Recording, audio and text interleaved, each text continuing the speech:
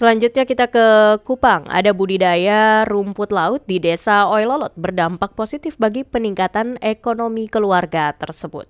Seperti apa budidaya rumput laut di Desa Oilolot tersebut? Ada reporter kami Raja Ewaldus yang menyampaikan laporannya.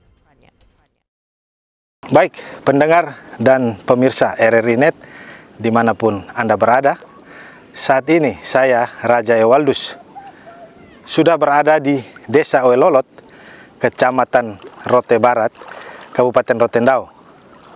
Saat ini saya ingin mengetahui bagaimana perkembangan budidaya rumput laut yang ada di desa tersebut.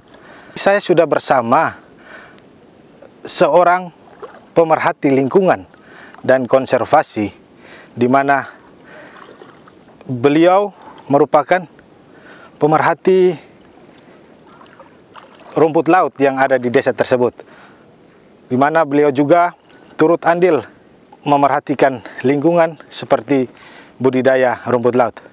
Sudah hadir di samping saya Ibu Naomi Henuk, seorang pemerhati lingkungan dan konservasi lingkungan.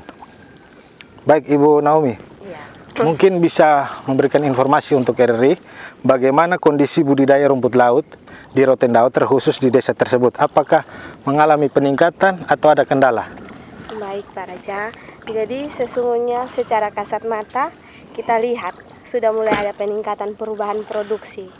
Kalau tahun lalu kondisi rumput laut terutama talus, batang-batang ini sudah kurang sehat. Tapi ini sekarang sudah ada hujan dan cuaca mulai membaik. Mereka atau rumput laut ini ada jenis Katoni sakol. Kenapa dikatakan sakol? Bentuknya seperti bunga kol. Mulai membaik, sudah bersih Pak. Ya. Jadi petani sudah mulai ada senyuman. Oh ya, baik. Ibu, mungkin bisa menceritakan bagaimana kondisi para petani rumput laut di sini? Mungkin ada tantangan yang dihadapi para petani di sini dalam budidaya rumput laut ini, Bu. Mungkin bisa ceritakan. Pak, sejak tahun 2009 mulai pasca terjadinya pencemaran laut Montara, masyarakat mulai punya satu trauma. Mereka tidak mau lagi membudidaya rumput laut. Jika kita datang, kami pernah ke sini di tahun-tahun itu, dia antara tahun 2009 sampai dengan tahun 2012 itu, mereka tidak mau melaut lagi karena trauma. Ketika menanam rumput lautnya, kalau bahasa kita orang Rote bilang noe atau dia layu, lembek, dia tidak produktif lagi. Tetapi di tahun 2013 pemerintah sudah mulai menggerakkan lagi dengan program-program, terutama tahun antara 2016 sampai 17 itu programnya Ibu Susi, Ibu Menteri Susi, lewat program PSKPT, itu Rotendao masuk dalam 15 daerah terluar dan terdepan, mulai giat lagi membudidaya rumput laut. Jadi di sini mulai dibentuk kelompok-kelompok budidaya rumput laut dan mereka mulai menanam lagi. Dan hasilnya seperti yang Bapak lihat sekarang. Mereka mulai menikmati pekerjaan mereka sebagai petani rumput laut dan kehidupan ekonomi mereka mulai membaik. Salah satunya Ibu Naomi berperan juga untuk mendukung budidaya petani di sini. Ya. Dalam mendukung mereka seperti apa tuh? Kalau saya Pak, saat itu saya masih sebagai seorang tenaga kontrak khusus di bidang budidaya di Dinas Kelautan dan Perikanan Kabupaten Rotendao. Saya bersama-sama teman-teman mendampingi kelompok di sini. Kami memberikan motivasi dan penguatan kapasitas kepada mereka. Nah, terlepas dari itu, mulai 19 saya hanya sebagai relawan. Dan di tahun 2022 hingga 2023 saya membawa investor untuk masuk ke sini karena prihatin dengan kondisi masyarakat. Mereka kesulitan sarana prasarana budidaya rumput laut. Jadi kami masuk, kami memberikan bantuan berupa alat untuk budidaya yaitu tali, bibit. Masyarakat menyediakan patok dan pelampung, hasilnya dibagi 60-40. Seperti itu Pak, itu investor Pak. Baik. Tetapi tetap kita orang lokal yang kerja. Baik.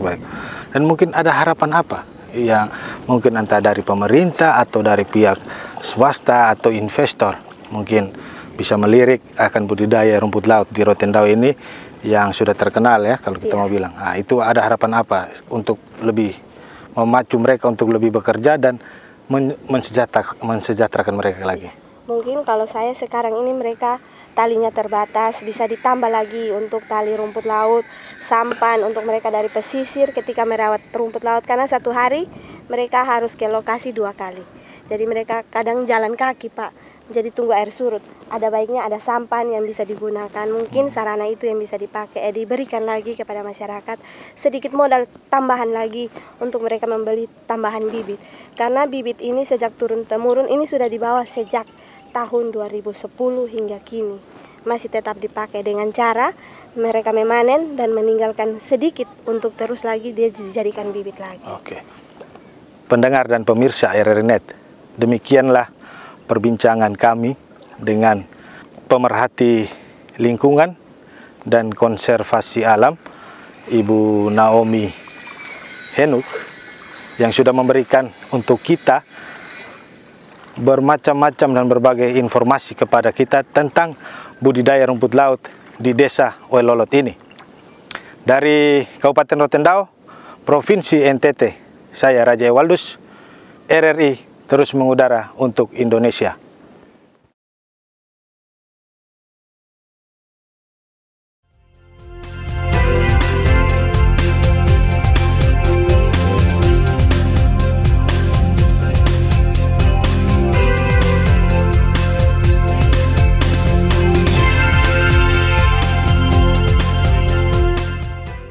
Video potensi daerah tadi dari reporter kami Raja Ewaldus menjadi penutup video potensi daerah edisi 14 Mei hari ini.